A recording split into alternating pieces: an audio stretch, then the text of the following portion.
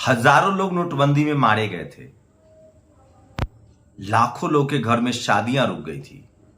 लोग लाइनों में लग के मर गए थे। नाम दिया गया था नोटबंदी। कहा गया था कैशलेस सोसाइटी होगा, आतंकवाद की कमर टूट जाएगी, ब्लैक मनी सब बाहर आ जाएगा।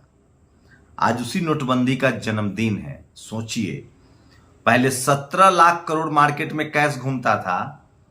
अभी इंडियन टाइम्स ये रिपोर्ट है इंडियन एक्सप्रेस की, 30 लाख करोड़ रुपए कैश मार्केट में घूम रहे हैं। जीएसटी से परेशान, इनके 40-30% टैक्स से परेशान लोग कैश में काम कर रहे हैं, सरकार को पता ही नहीं चलने दे रहे हैं। आज गुरु नानक साहब का जन्मदिन है, गुरु पर्व है आज। सोचिए, गुरु नानक जयंती है। नो रेस नो कास्ट, पैदल चलकर 2 द्वीपों में उन्होंने मानवता का पाठ पढ़ाया। किसके खिलाफ वो कह रहे थे नो रेस नो कास्ट? कौन लोग थे जो एक साथ बैठ के खाना नहीं खा रहे थे? लंगर का कंसेप्ट उन्होंने क्यों दिया? और सोचिए, आज ही के दिन नोटबंदी लागू हुआ था। नमस्कार, मैं शंभू कुमार सिंह और आप देख रहे हैं नेशनल दस्तक। आज की वो तमाम बड़ी खबरें जो इस देश के लिए जरूरी है और जो पत्रकार दिखाने से डरते हैं। आप सोचिए, ये अखबार की कटिंग देखिए। ये हिमाचल के एक अखबार का पहला पन्ना है। बीजेपी कैसे चुनाव लड़ती है इसका अंदाजा लगा लीजिए आप। पूरे पन्ने पर प्रधानमंत्री का एडवर्टीजमेंट है। एक अखबार का एक स्टेट में एडवर्टीजमेंट देना, आप समझ सकते हैं। मैं इसीलिए कह रहा हूं, कांग्रेस बीजेपी जैसी पार्टियां जनाधार वाली पार्टी नहीं है, बड़ी पार्टी नहीं है, पैसे वालों की पार्टी है। और तमाम जो बहुजन लीडरशिप वाली पार्टियां हैं वो जनाधार वाली पार्टी है, लेकिन उनके पास पैसा नहीं है। इसलिए मैं कह रहा हूं, राजनीति का पैसाकरण हुआ है, अपराधीकरण नहीं हुआ है, जातिकरण नहीं हुआ है। धर्म और पैसे के बोलबाला ने भारत के डेमोक्रेसी को बहुत नुकसान पहुंचाया है। तो सोचिए कि चुनाव कैसे लड़ते हैं ये लोग, कितना पैसा, कितना संसाधन है इनके पास, और उसका मुकाबला बहुजन दलों को चंदा के पैसे से करना होता है। इसलिए मैं कह रहा हूं, बहुजन समाज को अपने नेताओं पर भरोसा रखिए और बहुजन नेताओं को अपने पॉलिटिकल अलायंस करना पड़ेगा। सोचिए, मैंने कल भी कहा था, अगर अखिलेश यादव, मायावती, रामविलास पासवान की पार्टी, जेएमएम, डीएम के सब अगर मिलकर चुनाव लड़े तो इस देश में हर कोई SC, ST, OBC, Mayawati ji भी मुख्यमंत्री, प्रधानमंत्री हो सकती हैं। 28 राज्य है, कहीं का कोई, कहीं का कोई। लेकिन पता नहीं ये राजनीतिक सामाजिक समझ इन लोगों के पास कब आएगी। ये तब आएगी जब जनता जागरूक होगा, और उसी जागरूकता का नतीजा है आज जंतर मंतर पर दिल्ली में प्रदर्शन चल रहा है। जिस तरह से राजेंद्र पाल गौतम के गर्दन काटने की बात कही गई, उसके बाद बहुजन समाज में गुस्सा है। और मैं एक बात से आश्वस्त कर रहा हूं, सोचिए, एक नेशनल दस्तक की वजह से दुनिया के तमाम देशों में, भारत के तमाम राज्यों में, गली कूचे में लोग बात करने लगे हैं, नेशनल दस्तक को जानने लगे। अगर 100 से ज्यादा यूट्यूबर हो गए हम लोग, 100 से ज्यादा पत्रकार हो गए, तो बहुजन आंदोलन को हम लोग बदल सकते हैं, संविधान बचा सकते हैं और भारत को मजबूत राष्ट्र बना सकते हैं, सरकार से सवाल पूछ सकते हैं। तो ये मत कहिएगा मैं अब इसका असर देख रहा हूं और इसलिए मैं रोज काम करता हूं और दोगुने उत्साह से। तो पहली खबर सुनिए, cash with public at record high 30 lakh crore, 30 lakh crore रुपए नोट घूम रहे हैं बाजार में। आज ही नोटबंदी का अवसर है जब लोग मर गए थे। आज नोटबंदी की सालगिरह है। नोटबंदी सरकार की ऐसी उपलब्धि है जिसके नाम पर वोट नहीं मांगे जाते। नोटबंदी के समय सर्कुलेशन में 17 लाख करोड़ रुपए थे। आज कथित कैशलेस इकोनॉमी में 30 लाख करोड़ सर्कुलेशन में है। कहां गया काला धन, कहां टूटा कमर? हाँ, गरीब लोग जरूर मारे गए, उनकी शादियां रुक गई, कई रिश्ते टूट गए। काला धन आया नहीं, कैशलेस की जगह 1.5 गुना मुद्रा चलन में है। इस संगठित लूट पर न कभी वोट मांगा गया, न जवाब दिया गया। आज नोटबंदी की बरसी है। मनमोहन सिंह ने कहा था कि नोटबंदी एक गिरोह की लूट है। यूपी के कई जिलों में आज सरकारी कर्मचारियों ने धरना दिया पुरानी पेंशन के लिए। खबर कहीं दिखी क्या? और सोचिए, सुमित चौहान की पत्नी का, अजरा परवीन, जो कि उनकी दोस्त है, पत्नी है, मुझे अभी तक नहीं पता है शादी हुई है कि नहीं, लेकिन करीबी दोस्त है, उनका ऑपरेशन सफल रहा है। लेकिन एक कास्टिस्ट महिला को देखिए जो उनके मरने की दुआ कर रही है। मैं फिर कह रहा हूं, इनके कहने से ना आप जिंदा रहेंगे ना मरेंगे, इनके कहने से ना आप अमीर होंगे ना गरीब होंगे। ये शराब उराब से कुछ होता नहीं, विज्ञान पर भरोसा कीजिए। और अजरा का सफल ऑपरेशन है। तेलंगाना का एक वीडियो सोशल मीडिया पर वायरल हो रहा है। भैंस के साथ दिग्विजय सिंह नाच रहे हैं तो कांग्रेस जो न कराए। आरजेडी ने ट्वीट किया है, नोटबंदी जनमानस को व्यवस्था की पीड़ा देने वाली एक सनक और अहंकार से भरे कदम से अधिक कुछ नहीं था नोटबंदी। और सोचिए 27 अक्टूबर को आजम खान को भड़काऊ भाषण के मामले में सजा हुई, 28 को उनकी सदस्यता समाप्त कर दी गई। सुप्रीम कोर्ट ने पूछा कि इतनी जल्दबाजी क्या थी। उसके बाद 11 अक्टूबर को सजा पा चुके बीजेपी के विक्रम सैनी पर क्या कार्रवाई हुई। इधर सुप्रीम कोर्ट ने पूछा, उधर विक्रम सैनी पर कार्रवाई हुई है। तो बीजेपी के लोगों को कुछ भी करने की छूट है। और अब बात इकोनॉमिक वीकर सेक्शन की, जिस पर लगातार चर्चा हो रही है। एक तो कोलिजियम सिस्टम पर किसी को भरोसा नहीं है। सवर्ण जातियों के 10% आरक्षण पर संसद में केवल 2 दिन बहस हुई। इस पर सुप्रीम कोर्ट में 3 साल बहस हुई।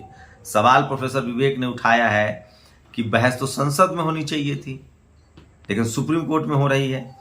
और सूर्य कुमार यादव 32 साल के हो गए, हर फॉर्मेट में रन बना रहे हैं, लेकिन सिलेक्शन कमेटी को अभी भी लगता है कि वो सिर्फ T20 खेलने लायक है।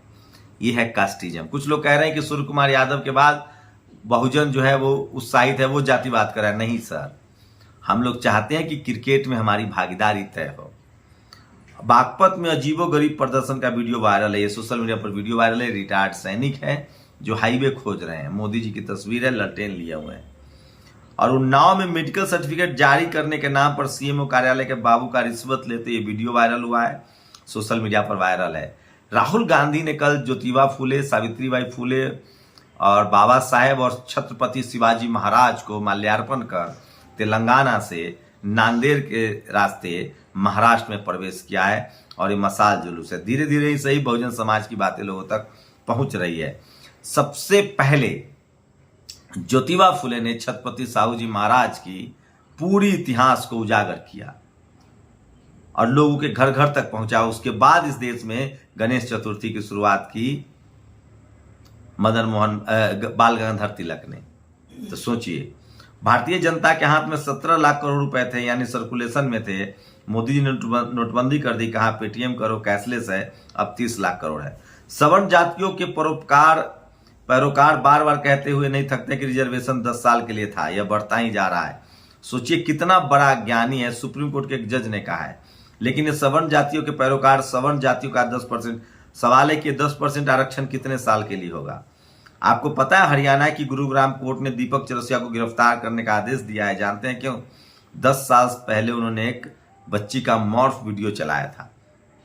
शर्मनाक है ये। मुख्यमंत्री अशोक गहलोत के शहर में किशनलाल भील की हैंडपंप से पानी भरने पर हुए विवाद में हत्या कर दी गई है। ये है इस देश में जातिवाद। अगर बाकाई जस्टिस पादरीवाला ने आज ईवीएस आरक्षण पर फैसला सुनाते हुए कहा है कि बाबा, सोचिए, ये जो सुप्रीम कोर्ट का जज है वो कह रहा है कि आरक्षण 10 साल के लिए था, बाबा साहब ने किया था। ये लोग कैसे जज बनते हैं? उत्तराखंड में अभी 4 जज बने हैं, चारों के चारों ब्राह्मण हैं। जानबूझकर जुडिशियरी के जरिए कंट्रोल किया जा रहा है। इस देश की डेमोक्रेसी बर्बाद की जा रही है। जुडिशियरी के जरिए लोगों को डराया धमकाया जा रहा है। अब सोचिए, एक पादरी वाला सुप्रीम कोर्ट का जज कह रहा है दरअसल 10 साल के लिए पॉलिटिकल रिजर्वेशन था, जो राजनीतिक आरक्षण है। और जोधपुर नलके में पानी भरने पर युवा की हत्या, ये लगातार आदिवासी दलितों के साथ हो रहा है। और भोपाल के माखनलाल चतुर्वेदी यूनिवर्सिटी में छात्रा से छेड़छाड़, 2 गुट जमे, ये जातिवादियों का गर है। और देश में मैला ढोने वाले 58,098 लोगों में 97% शेड्यूल कास्ट के लोग हैं। और लखनऊ ब्रेकिंग, गोमती नगर इलाके में लगे प्रियंका चोपड़ा के पोस्टर लखनऊ नॉट वेलकम लगे। तो ये भक्तों का ही चलता रहता है, क्योंकि उन्होंने विदेशी हीरो से शादी कर लिया। छत्रपति शिवाजी महाराज के साहस की प्रतीक, देश की एकता की मसाले। तो लगातार राहुल गांधी का वीडियो वायरल है। मीडिया से पता चला कि बेंगलुरु कोर्ट ने आईएनसी और बीजेवाई के सोशल मीडिया हैंडल को ब्लॉक कर दिया है। और ये वो तस्वीरें हैं राहुल गांधी की, जो ज्योतिबा फुले, सावित्रीबाई फुले को वो नमन कर रहे हैं और शिवाजी महाराज को। और ये देखिए राहुल का ये बराबर। और ये है यतीन्द्र, ये सरेआम प्रधानमंत्री को कह रहा है कि इस प्रधानमंत्री जो हैं वो गुंडे हैं। और ये नरसिंहानंद है, इनका वीडियो वायरल हो रहा है, हम इनका ऑडियो नहीं सुनाना चाहते हैं। पहली पार्टी है बहुजनों की, रामविलास पासवान जी की, जो चिराग पासवान ने इकोनॉमिक वीकर सेक्शन पर सवर्णों को बधाई दी है, देश को बधाई दी है, समर्थन किया है। सीमा कुशवाहा ने कहा है कि अब जाति के आधार पर जनगणना हो और जिसको जितना भागीदारी है उस सबको रिजर्वेशन दे दिया जाए जो जिसको जितना मिल रहा है। और सुप्रीम कोर्ट ने स्पष्ट कर दिया है कि ओबीसी आरक्षण को बढ़ाने के लिए अब कोई कमीशन का गठन की जरूरत नहीं है। अब ओबीसी के लोगों को कम से कम 60% रिजर्वेशन मांगना चाहिए जो उनकी आबादी है। तो ये आज की बड़ी खबरें थी जो सोशल मीडिया पर सबसे ज्यादा वायरल है, और मैं इसीलिए कह रहा हूं कि सोशल मीडिया ही सच्चा मीडिया है, सोशल मीडिया ही बहुजन मीडिया है। और सोचिए कि किस तरह से ये अखबार का पेज देखिए, कैसे चुनाव लड़ती है बीजेपी और कितना पैसा और संसाधन है उसके पास। इस देश का SC ST OBC माइनॉरिटी का नेता कितनी तकलीफ से राजनीति में आता है, उसके बाद वो आज भी इस देश का एक भी SC ST OBC माइनॉरिटी का आदमी 1000 करोड़ का नहीं है। 97% संसाधनों पर 15% लोगों का कब्जा है और 3% संसाधन में 90% 85% लोग जीवन गुजार रहे। ये हर शहर हर राज्य की स्थिति है और इसकी वजह है SC ST OBC माइनॉरिटी के लोग राजनीति से बाहर हैं। आप लोग अपनी प्रतिक्रिया भी जरूर दीजिए। शुक्रिया। नेशनल दस्तक की आपसे गुजारिश है कि अगर इसको बचाना चाहते हैं तो नेशनल दस्तक को सब्सक्राइब करने के लिए रेड कलर के सब्सक्राइब बटन को दबाएं, फिर बेल आइकन की घंटी दबाएं। नेशनल दस्तक को बचाने के लिए बहुत जरूरी है कि हर खबर को शेयर करें, लाइक करें, कमेंट जरूर करें।